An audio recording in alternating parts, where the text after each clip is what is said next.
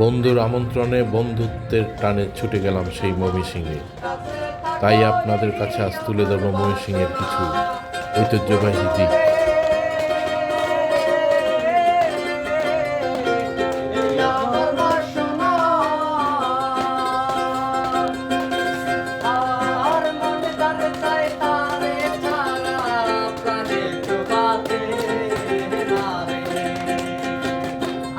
আর সেই বন্ধু আতিকুর রহমানের সাথেই ঘুরলাম ফিরলাম, আনন্দ করলাম, আর অনেক কিছু জানার অভিজ্ঞতা অর্জন করলাম।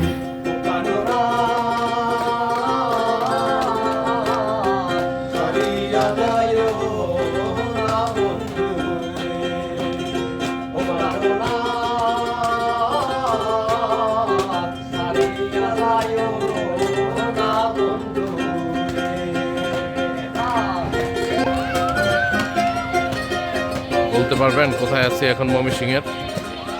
যারা ময়মনসিংহবাসী তারা হয়তো চিনতে পারতেছেন যে এখন আমি কোথায় আসছি। ময়মনসিংহ জেলায় ময়মনসিংহ শহরে এখন আছি আমি পার্কটাতে।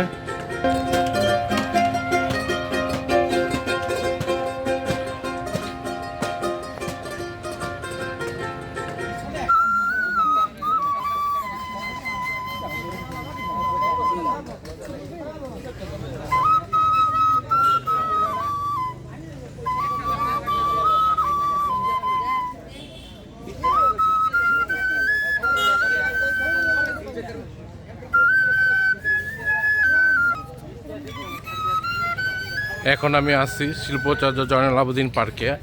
এটা ময়মনসিংহ জেলায় অবস্থিত, ময়মনসিংহ শহরে। এটা হচ্ছে যে জয়নুল আবেদিন মিউজিয়াম, শিল্পাচার্য জয়নুল আবেদিনে ওইটার মিউজিয়াম হচ্ছে এখানে অবস্থিত। রাত্র হয়ে গেছে, এইখানে আমরা তো এখন প্রবেশ করতে পারবো না, যেহেতু আস্তে আস্তে আমাদের অনেক সময় হয়ে গেছে।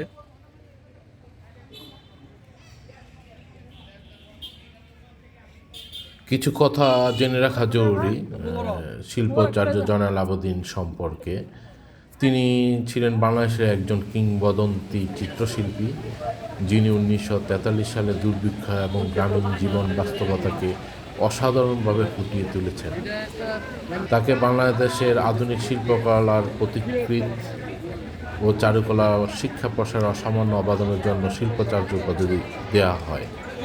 তিনি ময়মনসিংহের কিশোরগঞ্জ জেলায় 1914 সালের 29 ডিসেম্বর জন্মগ্রহণ করেন।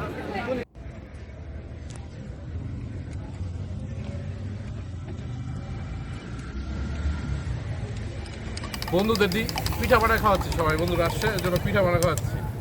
ডিম পিঠা। ডিম পিঠা।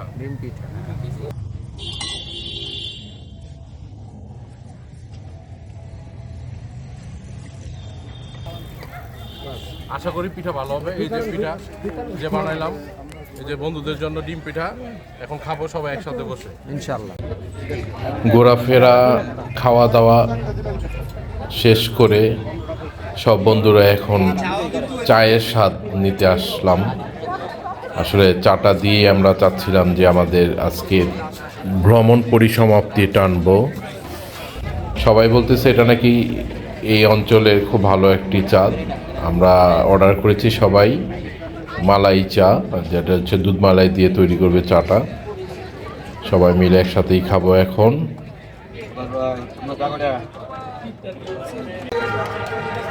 চায়ের টেস্টটা আলহামদুলিল্লাহ খুব ভালো ছিল। সবাই খুব তৃপ্তি সহকারে চাটা খেলাম। চলো দুধ মালাই চা, খাঁটি গরুর দুধের চা ছিল এটা। চাটা খাচ্ছি, চাটার টেস্টটা দেখবো এখন কিরকম।